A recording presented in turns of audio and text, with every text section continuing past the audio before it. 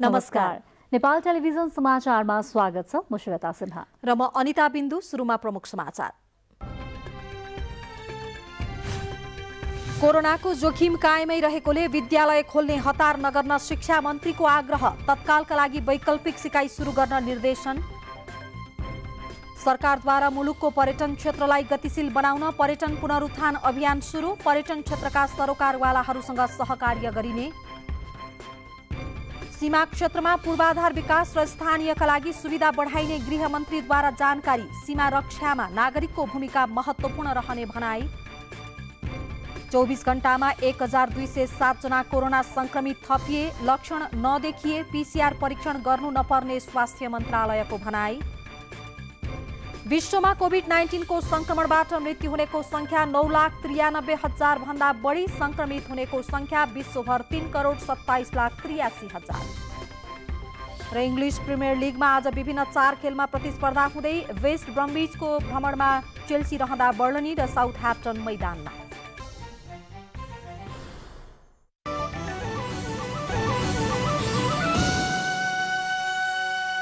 समाचार विस्तारमा। शिक्षा विज्ञान तथा प्रविधि मन्त्री गिरिराजमणि पोखरेलले कोभिड-19 को जोखिम कायमै रहेको भन्दै विद्यालय खोल्न हतार नगर्न आग्रह गर्नुभएको छ।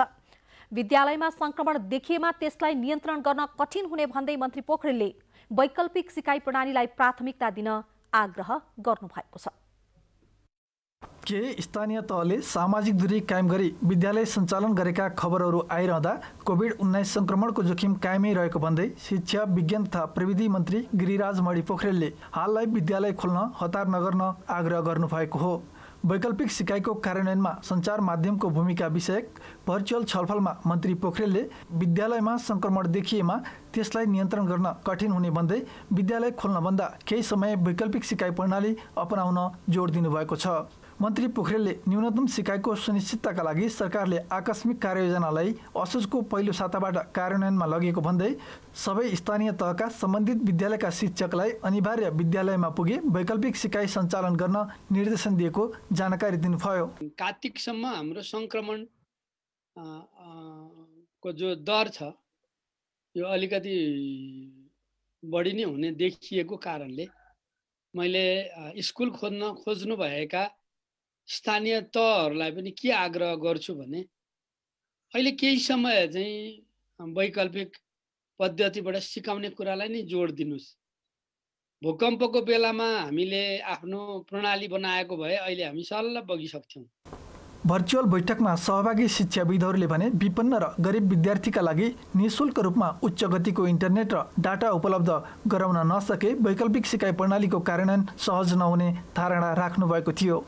हटस्पटहरू बनाएर हुन्छ कि अर्को भनेको चाहिँ अब विद्यार्थीलाई तपाईँ त्यो परिवारलाई नसक्नेलाई विपन्नहरूलाई चाहिँ फ्रीमा दिनु पर्यो, सक्नेहरूलाई चाहिँ किस्ताबन्दीमा तिर्ने गरी उनीहरूलाई यो फोनदेखि लिएर ल्यापटपदेखि लिएर यी कुराहरू चाहिँ अब सरकारले, स्थानीय सरकारले, प्रदेश सरकारले, यो सङ्घीय सरकारले गर्ने हो कि यसमा जानु पर्यो। सरकार अथवा प्रोभिन्सियल सरकार अथवा लोकल गभर्मेन्टले चाहिँ अथवा अहिलेको अवस्थामा अझ बढी लोकल गभर्मेन्टले चाहिँ यसलाई लिड गरेर जाने खालको वातावरण हाम्रो चाहिँ केन्द्रीय सरकारले अथवा सङ्घीय सरकारले बनाइदियो भने र अलिकति भिजनरी टाइपको, किनभने यो इमर्जेन्सी भनेको अहिले देखिया छ, अर्को इमर्जेन्सी पनि हुन सक्छ। कोभिड-19 को संक्रमणको जोखिम कम भएका केही स्थानीय तहले सामाजिक दूरी कायम गरी कक्षा सञ्चालन गर्न आग्रह गरेका छन्। कोभिडको महामारी कम देखिएका र सूचना प्रविधिको पहुँच पनि कम भएका गाउँहरूमा विद्यार्थीलाई सिकाइबाट वञ्चित नगराउन कक्षा सञ्चालन गर्नुपर्ने भनाइ उनीहरूको छ।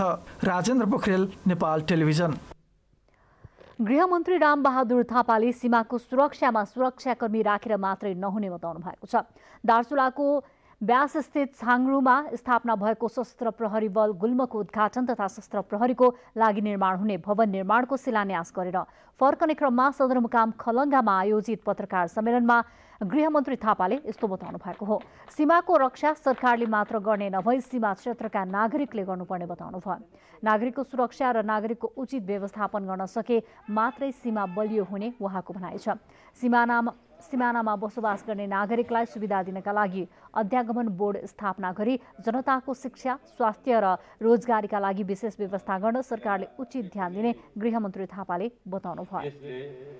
देश एउटा गम्भीर समस्या मा अल्झिरहेको छ। यो अलि विशेष यहाँका जनताको माग, यसलाई विशेष क्षेत्र घोषणा गरियोस् भन्ने पनि छ। त्यहाँ चाहिँ हामीले विशेष व्यवस्था त्यहाँका जनताहरूको शिक्षा स्वास्थ्यको निम्ति पनि गर्ने र विद्यार्थीहरूलाई छात्रवृत्ति गर्ने र उनीहरूलाई चाहिँ रोजगारीमा विभिन्न तहमा स्थिति अनुसार चाहिँ उनीहरू चाहिँ आरक्षणको पनि व्यवस्था गर्ने त्यहाँका जनताहरू। उतापट्टिको साइडमा भारतीय क्षेत्रले चाहिँ त्यहाँ उनीहरूलाई आरक्षण दिएको छ त्यहाँका जनताहरूको निम्ति भन्ने त्यहाँ बुझिएको छ। त्यस कारणले त्यहाँका जनताहरूलाई हामीले हाम्रो नेपालको साइडबाट पनि त्यहाँका जनताहरूको विशेष व्यवस्था गर्नुपर्ने देखिएको छ। कार्यक्रममा यहाँ उपस्थित हुनुभएका सम्पूर्ण प्रमुख अतिथिज्यू लगायत सम्पूर्ण गृहमन्त्री नेतृत्वको टोलीले स्थलगत अध्ययन भ्रमण गरी छाङ्ग्रुका नागरिकसँग अन्तर्क्रिया पनि गर्नुभएको छ। गृहमन्त्री थापासँगै दार्चुलाका सांसद गणेश सिंह ठगुना, गृह सचिव महेश्वर न्यौपाने, सशस्त्र प्रहरीका महानिरीक्षक शैलेन्द्र खनाल लगायतका व्यक्तिहरू सहभागी रहनु भएको थियो। आन्तरिक पर्यटन प्रवर्धनका लागि आज देश दर्शन अभियान सुरु भएको छ। यी लगायतका अन्य समाचारहरू लिएर एकैछिनको विश्रामपछि पुनः उपस्थित हुनेछौँ।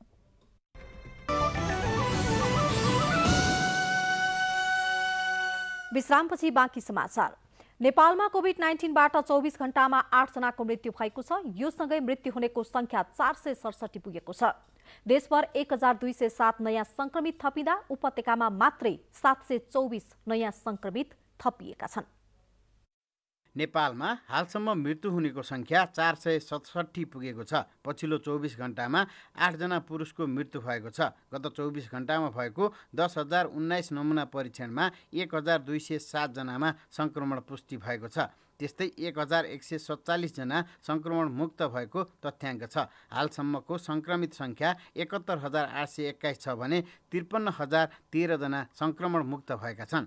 काठमाडौँ उपत्यकामा मात्रै गत 24 घण्टामा 724 जना नयाँ संक्रमित थपिएका छन्। तीमध्ये काठमाडौँमा 583, ललितपुरमा 78 र भक्तपुरमा 63 जना रहेका छन्। हाल संस्थागत र होम आइसोलेसन गरी सक्रिय संक्रमितको संख्या 18,341 र क्वारेन्टिनमा रहनेको संख्या 6,331 रहेको छ। हाल 7 जिल्लामा 500 बढी सक्रिय संक्रमित रहेका छन् भने 6 जिल्लामा संक्रमण शून्य रहेको छ। उपत्यका बाहिरबाट आएकाहरूलाई पीसीआर रिपोर्ट नभई घरबेटले घरभित्र पस्न नदिने गरेको प्रति स्वास्थ्य तथा जनसङ्ख्या मन्त्रालयले दुःख व्यक्त गरेको छ। संक्रमित व्यक्तिको सम्पर्कमा आएको 5 दिन अगाडि गरिएको पीसीआर रिपोर्टले घरबेटी र भारावाल दुवैलाई संक्रमणको खतरा रहने भन्दै मन्त्रालयले निर्बाध रूपमा 2 हप्ता घरमा नै बस्ने व्यवस्था गरिदिनु हुन अनुरोध गरेको छ। कोठामा बस्ने हरेक मानिस तपाईँको परिवारका सदस्य जस्तै हुन्। सधैँ पैसा तिरेर तपाईँको गर्जो टार्ने व्यक्तिलाई पराईको व्यवहार नगर्नु हुन समेत हार्दिक अनुरोध गर्दछु। उहाँहरूले 5 दिन नपुगी पीसीआर जाँच गरेर आएको रिपोर्टले तपाईँ र तपाईँको परिवार नै जोखिममा रहने हुँदा आफ्नो घरमा बस्ने भाडावालहरूलाई यात्रा गरेर आएको 2 हप्तासम्म आफ्नै घरमा एक्लै बस्ने वातावरणको सिर्जना गरिदिनु हुन विनम्र अनुरोध छ। कोरोनाले घरवाला, डेरावाला, धनी, गरिब, हिमाल पहाड, तराई कहीँको व्यक्ति पनि केही पनि छुट्याउँदैन। तपाईँ हामी सबै नै कोरोना संक्रमणको जोखिममा छौँ। त्यसैले एक अर्कालाई मानवीय भावनाले व्यवहार गरौँ। कोरोना विरुद्धको लडाईँ सबै मिलेर लडौँ र विजय प्राप्त गरौँ। यसैगरी 2 हप्ता घरमा बस्दा कुनै लक्षण देखिएमा मन्त्रालयको हटलाइन नम्बर 1133 र 1115मा सम्पर्क गर्न वा वडा कार्यालयमा सम्पर्क गरेर पीसीआर परीक्षण गर्न पनि मन्त्रालयले अनुरोध गरेको छ। 2 हप्ता घरभित्रै बस्दा कुनै लक्षण नदेखिएको अवस्थामा पीसीआर परीक्षण गर्नु नपर्ने तथा जनस्वास्थ्यको मापदण्ड पालना गरेर आफ्नो काम गर्न सकिने पनि मन्त्रालयले जनाएको छ। सरकारी मापदण्डमा परेकाहरूको निशुल्क पीसीआर परीक्षण हुने र 26 वटा प्रयोगशालाबाट निशुल्क परीक्षण गराउन सकिने पनि मन्त्रालयले जानकारी दिएको छ। क्यामेरामा कुमार शर्माका साथ केशवराज विष्ट, नेपाल टेलिभिजन। प्रदेश 1 मा लक्षण देखिएका कन्ट्याक्ट ट्रेसिङमा परेका र गरिब तथा विपन्न परिवारका बाहेकको पीसीआर परीक्षण सशुल्क गरिने भएको छ।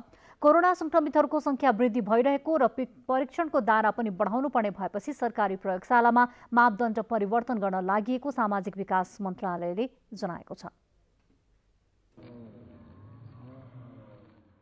प्रदेश नम्बर 1 मा कोरोना संक्रमितहरूको संख्या बढिरहेको र परीक्षणको दायरा बढाउनु पर्ने भएपछि प्रदेश सरकारले पीसीआर परीक्षणको मापदण्ड परिवर्तन गर्ने भएको छ।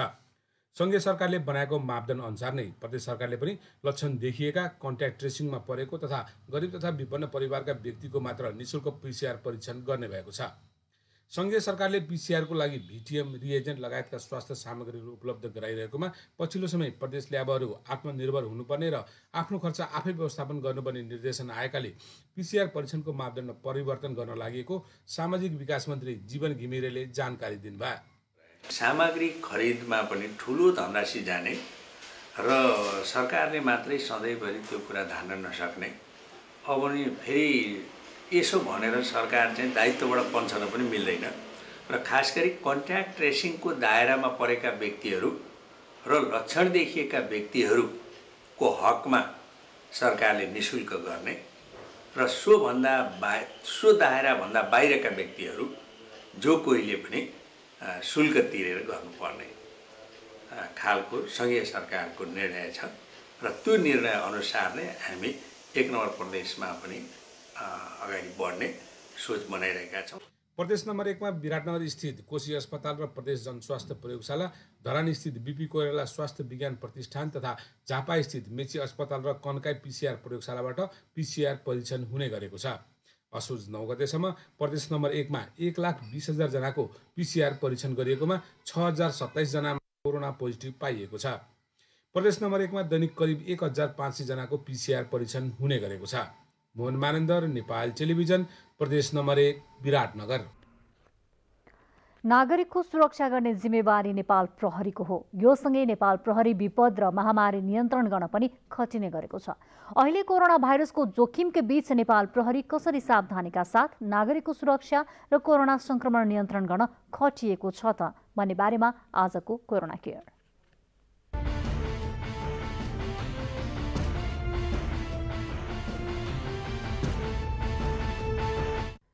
नेपाल प्रहरी नागरिकको सुरक्षा बाहेक विपद र महामारी नियन्त्रणमा पनि उत्तिकै खट्दै आएको छ। अहिले कोरोना भाइरसको जोखिम उच्च हुँदै गरेका बेला प्रहरी कर्मचारीहरू अग्रपंक्तिमा बसेर काम गर्दै आएका छन्। यसरी काम गर्ने सिलसिलामा नेपाल प्रहरीका 4,000 भन्दा बढी कर्मचारी कोरोना संक्रमित भइसकेका छन्। तीमध्ये 2,032 जना निको भएका छन् भने 1,927 जना आइसोलेसनमा छन्। ठूलो संख्याका प्रहरी कर्मचारी संक्रमित हुँदा पनि नागरिकलाई सेवा दिन पछि परेको छैन। स्वास्थ्य मन्त्रालयले निर्धारण गरेको मापदण्डको पालना गरी प्रहरी कर्मचारीहरू कार्यक्षेत्रमा खटिने गरेका छन्। हाम्रा दैनिक दिनानुदिन हामीलाई कानुनले निर्दिष्ट गरेका अपराध अनुसन्धान, अपराध नियन्त्रण र सामाजिक आम नागरिकको सुरक्षा बाहेक विपदमा पनि भिड्नु परेको छ भने यो महामारीमा पनि भिड्नु परेको अवस्था छ। तपाईले भनिहाल्नुभयो, अहिले पनि हाम्रो थुप्रै प्रहरी कर्मचारीहरू यो संक्रमणबाट संक्रमित हुनुहुन्छ र कतिपय चाहिँ अहिले अब 2000 प्लस चाहिँ निको भएर पनि बाहिर आफ्नो फिल्डमा काम गरिसकेका छन्। यो अवस्थामा अहिले अब सरकारले अथवा राज्यले अब सधैँभरि लकडाउन गरेर साध्य छैन। अब अलिकति चलायमान पनि हुन जरुरी छ। हरेक क्रियाकलापहरू अपनाउनु पर्छ सुरक्षित साथ भन्ने हिसाबले अब हामीले आफूलाई पनि सुरक्षित गर्दै अथवा सुरक्षा जुन तोकिएको छ स्वास्थ्य मन्त्रालयबाट तोकिएका सेक्युरिटी मेजर्सहरूलाई चाहिँ हामीले पनि पालना गर्दै हामीले हाम्रा दिनादिन गरिराख्नुपर्ने क्रियाकलापहरूमा हामी अग्रसर भइरहेका छौँ। नेपाल प्रहरीको ठूलो जनशक्ति कोरोना भाइरसबाट संक्रमित भएको छ। उच्च सावधानीका उपाय अवलम्बन गर्दा गर्दै पनि 4,000 भन्दा बढी प्रहरी संक्रमित भइसकेका छन्। कोरोना विरुद्धको लडाईकै क्रममा उनीहरू संक्रमित भएका हुन्। संगठनमा संक्रमितको संख्या बढ्दै गएपछि अब ब्यारेक व्यवस्थापनमा सुधार गर्ने तयारी प्रहरी प्रधान कार्यालयले गरेको छ। विभिन्न परिस्थितिले बाध्यता बनाउँदो रहेछ। त्यसका बावजुद त्यही विशेष विभिन्न परिस्थिति अथवा यदाकदा आइपर्ने ती क्रियाकलापहरूका कारणले अथवा दैवी प्रकोप उद्धार गर्दै जाँदा हरेक कुराको व्यवस्थापन तत्कालै गरि नसक्नुपर्ने परिस्थितिका कारणले पनि होला यत्रो धेरै प्रहरीमा चाहिँ संक्रमित बढी भएको छ। तथापि संक्रमित भयो भन्दैमा हामीले हाम्रो धर्म निर्वाह गर्ने अथवा हामी कर्तव्य पालनाबाट चाहिँ टाढा विमुख हुन पनि सकिँदैन।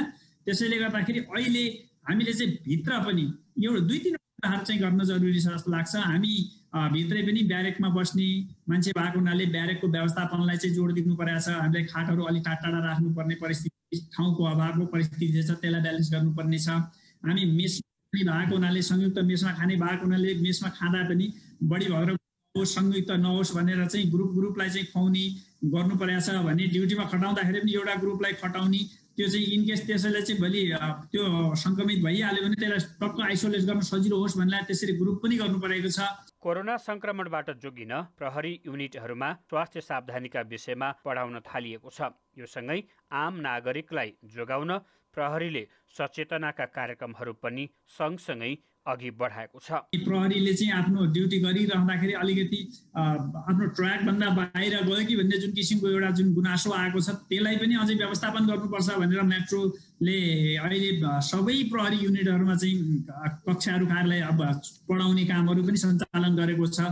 हामी स्वास्थ्यका लागि पनि पढाउनुपर्छ, हामी कामकर्ताका लागि पनि पढाउनु पर्ने भएको छ। अहिले यो लामो समयमा बिचमा हामीले चाहिँ तालिमहरू सञ्चालन गर्नुपर्ने अथवा अरू क्रियाकलापहरूमा हामी त्यति चाहिँ नसकिने परिस्थिति भएको हुनाले चाहिँ यसरी चाहिँ अहिले यसलाई पनि व्यवस्थापन गर्नुपर्छ भने सँगसँगै अब आम नागरिकहरूको दिनादिन पर्ने आइपर्ने प्रहरीसँग आइपर्ने काम क्रियाकलापहरू, चाहे त्यो पुलिस रिपोर्टका कुराहरू होला अथवा चोरीका रिपोर्टहरू अथवा अरू दिनका काममा त्यसमा पनि व्यस्त हुनुपर्छ। त्यसलाई पनि हामीले सही हिसाबले मिलाउनुपर्छ, सुरक्षित मिलाउनुपर्छ। विपद नियन्त्रणमा खटिनुपर्ने प्रहरी संगठन कोरोना भाइरस विरुद्ध लड्दै आएको छ। यो अवस्थामा आम नागरिकले पनि अहिलेको परिस्थितिलाई बुझेर प्रहरीलाई साथ दिनुपर्छ। विपदकै बेला समाजमा अपराधका घटनाहरू बढेका छन् भने जोखिम पनि बढेको छ। यो अवस्थामा सबैको साथ र सहयोग पाए नेपाल प्रहरीले कोरोना संक्रमण नियन्त्रणसँगै सामाजिक अपराध नियन्त्रणमा सक्रिय भूमिका निर्वाह गर्न सक्ने सरोकारवालाहरूको भनाइ छ।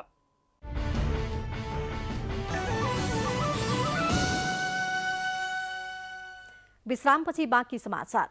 कोभिड-19 महामारीबाट प्रभावित बनेको मुलुकको पर्यटन क्षेत्रलाई आन्तरिक पर्यटन प्रवर्धन मार्फत गतिशील बनाउन सरकारले पर्यटन पुनरुत्थान अभियान सुरु गरेको छ। सरकारले बजेटमा घोषणा गरेको देश दर्शन कार्यक्रम कार्यान्वयनका लागि सरकार तथा निजी क्षेत्रको साझेदारीमा संस्कृति पर्यटन तथा नागरिक उड्डयन मन्त्रालयले पर्यटन पुनरुत्थान अभियान सुरु गरेको हो।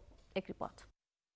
पर्यटनका लागि हाम्रो सन्देश, घुमौँ देश, चिनौँ परिवेश भन्ने मूल नारा दिएर पर्यटन तथा नागरिक उड्डयन मन्त्रालयले पर्यटन अभियानको लोगो, सन्देशमूलक भिडियो लगायत सामग्री सार्वजनिक गरेको हो।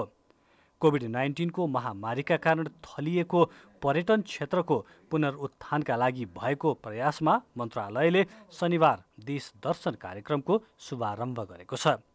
कार्यक्रमको उद्घाटन गर्नुहुँदै पर्यटन तथा नागरिक उड्डयन मन्त्री योगेश भट्टराईले पर्यटनलाई गतिशील बनाई आर्थिक गतिविधि बढाउन सकारात्मक ऊर्जा प्रदान गर्ने उद्देश्य स्वरूप कार्यक्रम ल्याइएको बताउनुभयो। उहाँले कोभिड-19 का कारण सृजित समस्याको सामना गर्न एक ठाउँमा उभिएर सामूहिक प्रयत्न गर्नुपर्नेमा जोड दिनुभयो। हिजो दुःखको अवस्थामा पनि त्यो दुःख सम्पूर्ण ढङ्गले सिद्धिएको छैन। जसले जहाँबाट सक्छौँ अलिअलि होस्टेलमा हैसियत गर्दै त्यो दुःखलाई सेयर गर्यो भन्ने आह्वान सरकारले गर्यो। तपाईँहरू त्यसमा धैर्यता देखाउनु पर्यटन व्यवसायी साथीहरूले,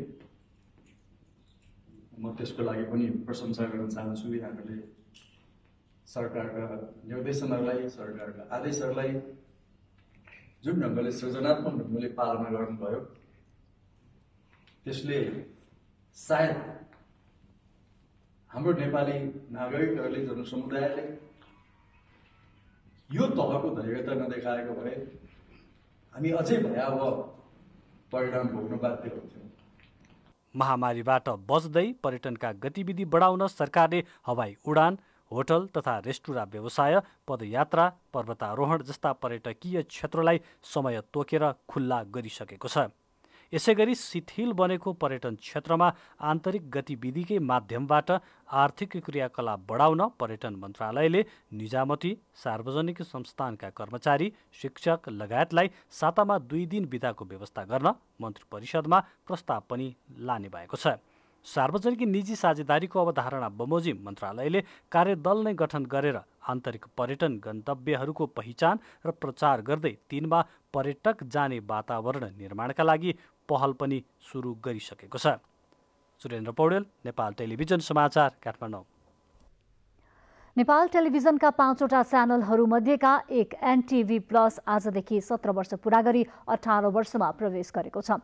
एनटिभी प्लसको 17औं वार्षिकोत्सवको अवसरमा नेपाल टेलिभिजनमा आज छलफल एवं समीक्षात्मक कार्यक्रम गरियो। कार्यक्रममा नेपाल टेलिभिजनका कार्यकारी अध्यक्ष डाक्टर महेन्द्र विष्टले एनटिभी प्लसका कार्यक्रमहरूलाई अझै परिष्कृत र परिमार्जन गर्दै लैजानुपर्ने बताउनुभयो।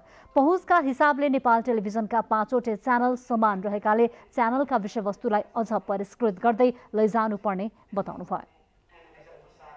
एउटा चाहिँ पोलिसी डिपार्चरको एउटा चरण छ, जुन चाहिँ सरकारी संस्थाको रूपमा रहेको नेपाल टेलिभिजन हामी पब्लिक सर्भिस ब्रोडकास्टरको रूपमा अगाडि जाँदाखेरि यसका स्वरूपहरूमा धेरै परिवर्तन हुने सम्भावना रहन्छ। त्यो जाँदाखेरि हाम्रो कतिवटा च्यानलहरू कुन रूपमा अगाडि बढ्छन् भनेर फेरि एकपल्ट राम्रोसँगले एनालाइज गर्नुपर्ने आवश्यकता छ। नेपाल टेलिभिजनका महाप्रबन्धक गोविन्द रोकाले कार्यक्रमहरूको गुणस्तरीयता बढाउन कार्यक्रममा देखिने कमी कमजोरी सुधारेर अगाडि बढ्नुपर्ने बताउनुभयो। विकासको ढोका जहिले पनि खुल्ला हुन्छ। हामीले गर्नुपर्ने कामहरू कहिले पनि पुरा हुँदैन, त्यो सन्तोषजनक कहिले पनि हुँदैन। किनभने सन्तोष जहाँ भयो त्यहाँ विकास रोकिहाल्छ। त्यस अर्थमा हेर्दा हाम्रो एनटिभी प्लसमा कार्यरत स्थायी वा करार वा पार्ट टाइम कुनै पनि साथीहरू सबैको चाहिँ एक किसिमले चाहिँ लगानी एउटा अमूल्य छ। नेपाल टेलिभिजन सञ्चालक समितिका सदस्य मनोहरी थापा र नायब महाप्रबन्धक विष्णुराम नेउपानेले नयाँ प्रविधिहरूको प्रयोग गरेर कार्यक्रमलाई बढी प्रतिस्पर्धी, रोचक र आकर्षक बनाउनुपर्ने बताउनुभयो। समाजप्रतिको हाम्रो दायित्व त्यतिकै छ। त्यसले गर्दाखेरि यो कमर्सियल च्यानल भयो भन्दै पनि यसका सर्टेन दायित्वहरू छन्। विशेष गरी इन्टरटेनमेन्ट प्रोग्राम मार्फत चाहिँ सेवा पुर्याइरहेको छ र त्यसलाई दर्शकहरूले पनि रुचिका साथ यसलाई ग्रहण गरिरहनु भएको छ। एनटिभी प्लसका प्रमुख रविन्द्र घिमिरेले एनटिभी प्लसले खेलकुद, मनोरञ्जन, स्वास्थ्य, शिक्षा, युवा लगायतका विषयहरूलाई प्राथमिकतामा राखेर कार्यक्रम उत्पादन र प्रसारण गर्दै आएको बताउनुभयो। यो च्यानल अहिले स्वास्थ्य र शिक्षाको क्षेत्रमा पनि यो नेपाल टेलिभिजनबाट राष्ट्रिय दायित्व निर्वाह गर्ने क्रममा यो च्यानलले भूमिका निर्वाह गर्दै आएको छ। कार्यक्रममा नेपाल टेलिभिजन कर्मचारी संघका अध्यक्ष गोपाल दाहाल र नेपाल टेलिभिजन कर्मचारी युनियनका अध्यक्ष विश्वेश्वर पौडेलले च्यानलको स्तर वृद्धिसँगै कर्मचारीहरूको हितमा ध्यान दिन व्यवस्थापनसँग आग्रह गर्नुभयो। स्तरीयता बढाउनको लागि पहल गरेकै छ र स्वास्थ्यबाट पनि एउटा राम्रै कार्यक्रमको सुरुवात भएको छ। जनजीविका उकास्ने खालका कार्यक्रमहरू चाहिँ एनटिभी प्लसबाट अझ बढी प्रसार गर्दाखेरि हाम्रो दर्शकको सङ्ख्या पनि बढ्ने र आफूले टेलिभिजन स्थापनाको एनटिभी प्लस स्थापनाको उद्देश्य पनि प्राप्ति हुने भन्ने मलाई लागेको छ। त्यस अवसरमा विभिन्न महाशाखाका निर्देशक एवं महाशाखा प्रमुखहरूले एनटिभी प्लसलाई व्यावसायिक एवं कार्यक्रमका हिसाबले अझै लोकप्रिय बनाउँदै लानुपर्ने सुझाव दिनुभयो। एनटिभी प्लस 2060 सालमा स्थापना भएको हो। स्थापना कालदेखि नै विशेषतः युवा लक्षित कार्यक्रमलाई प्राथमिकता दिँदै आएको एनटिभी प्लसले पछिल्लो समय शिक्षा र स्वास्थ्य सम्बन्धी जनचेतनामूलक कार्यक्रमलाई पनि प्रभावकारी रूपले प्रसारण गरिरहेको छ। विकासका लागि सञ्चार भन्ने नाराका साथ 2041 सालमा प्रसारण सुरु गरेको देशको अग्रणी टेलिभिजन संस्था नेपाल टेलिभिजनले आफ्नो प्रसारणको दायरालाई फराकिलो बनाउँदै लगेको छ। बदलिँदो परिस्थिति र प्रविधिमा आएको विकाससँगै नेपाल टेलिभिजन 5वटा च्यानलमा विस्तार भइसकेको छ। यी च्यानल मार्फत नेपाली जनतामाझ सूचना, समाचार, शिक्षा एवं मनोरञ्जन लगायतका कार्यक्रम 24 घण्टा प्रसारण भइरहेका छन्। नेपाल टेलिभिजनको दोस्रो च्यानल एनटिभी प्लसले स्थापनाको 17 वर्ष पूरा गरी 18 वर्षमा प्रवेश गरेको छ। 2060 सालमा स्थापना भएको एनटिभी 2 मेट्रोलाई 2067 सालमा एनटिभी प्लस नामाकरण गरिएको हो। नेपाल टेलिभिजनको एउटा महत्त्वपूर्ण च्यानलको रूपमा एनटिभी प्लस छ। हामीले नेपाल टेलिभिजनका सबै च्यानलहरूलाई आफ्नो खालको विशेषतायुक्त बनाउने अर्थात् अर्को शब्दमा भन्दा ब्रान्डिङ गर्ने गरी कामहरू गरिरहेका छौँ। ब्रान्डिङ गर्दाखेरि एनटिभीको न्युज चाहिँ नजाने तर इन्टरटेनमेन्ट, शिक्षा र स्वास्थ्यमा बढी फोकस हुने च्यानलको रूपमा एनटिभी प्लस भोलि आउनेछ। अहिले अब हामी शिक्षा र स्वास्थ्यमा अझ बढी यसलाई केन्द्रित गरेर निश्चित समयको लागि हामी लिएर जाँदैछौँ र भावी दिनमा यसलाई चाहिँ बढी कन्टेन्ट फोकस गर्ने, विषयवस्तुलाई बढी केन्द्रित गर्ने र एउटा समाचार बिना पनि च्यानल चाहिँ कसरी बढी पपुलर हुन्छ बढी चाहिँ त्यो चाहिँ कामयाबी हुन सक्छ भन्ने यसबाट स्थापित गर्न चाहन्छौँ। स्थापना कालदेखि नै एनटिभी प्लसले युवा लक्षित मनोरञ्जनात्मक एवं खेलकुद लगायतका कार्यक्रमलाई प्राथमिकतामा राखेको छ। एनटिभी प्लस सुरुमा दैनिक 1.5 घण्टा प्रसारण हुँदै आएकोमा 2067 सालदेखि प्रसारण समय विस्तार गरी 24 घण्टा पुर्याइएको छ। खास गरी युवाहरूको आवाज एवं इच्छा आकांक्षालाई आत्मसात गर्दै एनटिभी प्लसले आफ्ना कार्यक्रमलाई परिमार्जित र परिष्कृत गर्दै लगेको छ। एउटा मनोरञ्जनको माध्यमबाट युवाहरूको आवश्यकता, उनीहरूका चाहनालाई परिपूर्ति गर्दै आजका दिनसम्म हामी आइपुगेका छौँ। र आजको दिनमा हेर्ने हो भने युवाहरूको अझ बढी रुझान टेलिभिजनतर्फ भएको तथ्याङ्कहरूले पनि देखाउँछ। र नेपाल टेलिभिजन एनटिभी प्लसले पनि ती युवाहरूको आवश्यकता र चाहनालाई ध्यानमा राख्दै एउटा नयाँ किसिमले विभिन्न खालका शिक्षा, स्वास्थ्य जस्ता विषयलाई पनि समेट्दै आगामी दिनमा बढी शिक्षामूलक भएर जाने प्रयास गरिरहेको छ। र निश्चय पनि युवाहरूले यो समाजलाई रिन्यू र रिफ्रेस गर्ने एउटा महत्त्वपूर्ण जुन जिम्मेवारी बोकेका छन् नि, त्यसमा एनटिभी प्लसका कार्यक्रमहरूले अझ बढी योगदान गर्नेछ भविष्यमा पनि भन्ने कुरामा मलाई आशा छ, विश्वास छ। राष्ट्रिय तथा अन्तर्राष्ट्रिय खेलकुद गतिविधिहरू सम्बन्धी जानकारीमूलक कार्यक्रमहरू पनि एनटिभी प्लसबाट दैनिक प्रसारण हुने गरेका छन्। यसैगरी धर्म, जीवन दर्शन लगायत गीत, सङ्गीत र चेतनामूलक तथा सुगम सङ्गीत सम्बन्धी कार्यक्रमहरू पनि एनटिभी प्लसबाट प्रसारण भइरहेका छन्। कोरोना भाइरस कोभिड-19बाट विश्व नै आक्रान्त भइरहेको सन्दर्भमा एनटिभी प्लसको कार्यक्रम स्वस्थ जीवनले कोभिड-19का विविध पक्षहरू समेट्दै आएको छ। यसैगरी शिक्षा तथा मानव स्रोत विकास केन्द्रसँगको सहकार्यमा गत वर्ष सातामा 6 दिन दैनिक 4 घण्टा कक्षा 9 र कक्षा 10 का विषयगत श्रव्य दृश्य पाठहरूको प्रसारण गरिएकोमा चालु आर्थिक वर्षदेखि त्यस्तो शैक्षिक कार्यक्रमको प्रसारण अवधि दैनिक 5 घण्टा पुर्याइएको छ। सुरु स्थापना कालदेखि नै जसरी हामीले युवा चासो, मनोरञ्जन, खेलकुद भन्थ्यौँ भने त्यसको अलावा अब हामी हाम्रो च्यानलबाट अत्यन्त लोकप्रिय भइरहेको छ यो विषयगत श्रव्य दृश्य पाठहरूको प्रसारण। त्यसको लागि पनि हामी एउटा विशेष समय छुट्याएर त्यसको प्राथमिकता साथ प्रसारण गर्नेछौँ भने स्वास्थ्य कार्यक्रम पनि हामीसित अहिले धेरै दर्शकहरूले चासो राखेको कार्यक्रम बनेको छ। यो स्वस्थ जीवन कार्यक्रम अहिले जुन जति लोकप्रिय बन्दै गइरहेको छ, हामी यो कार्यक्रमलाई पनि यथासम्भव बढी प्राथमिकतामा राखेर अगाडि बढ्नेछौँ। अब युवाहरूले अहिले चासो राख्ने, युवाहरूले बढी सहभागी हुने, उनीहरूको सहभागिता बढाउने गरी केही रियालिटी सोहरू पनि हामीले सञ्चालन गर्ने योजना यो वर्ष बनाएका छौँ। समग्रमा एनटिभी प्लसबाट प्रसारण हुने कार्यक्रमहरूले देशभित्रका विभिन्न जात, जाति, धर्म, लिङ्ग र समुदायका रहनसहन, संस्कृति एवं जीवनशैलीलाई समेत समेट्दै आएका छन्। नेपाल टेलिभिजनका 5वटै च्यानलहरूको प्रसारण एचडी प्रविधिमा रूपान्तरण भइसकेपछि एनटिभी प्लसका कार्यक्रमहरू आधुनिक प्रविधि अनुकूल अझ बढी गुणस्तरीय र रुचिकर बनाउन एनटिभी प्लसले प्रतिबद्धता जनाएको छ। क्यामेरामा सुवर्ण घिमिरे र शिव पङ्गेनीका साथ रामप्रसाद भण्डारी, नेपाल टेलिभिजन। बुलेटिनमा प्रमुख समाचार पुनः एकपटक। चितवनको बेलसार मध्यवर्ती सामुदायिक वनमा बाघको आक्रमणमा परि 62 वर्षीय वृद्धको मृत्यु भएको छ। बाघले आक्रमण गर्दा भरतपुर महानगरपालिका 13 बस्ने जगदीश चौधरीको मृत्यु भएको चितवन राष्ट्रिय निकुञ्जका सूचना अधिकारी सहायक वार्डेन अशोक रामले जानकारी दिनुभएको छ। एसीबी चौधरीलाई आक्रमण गर्ने बाघलाई नियन्त्रणमा लिएर चितवन राष्ट्रिय निकुञ्जमा राखिएको छ।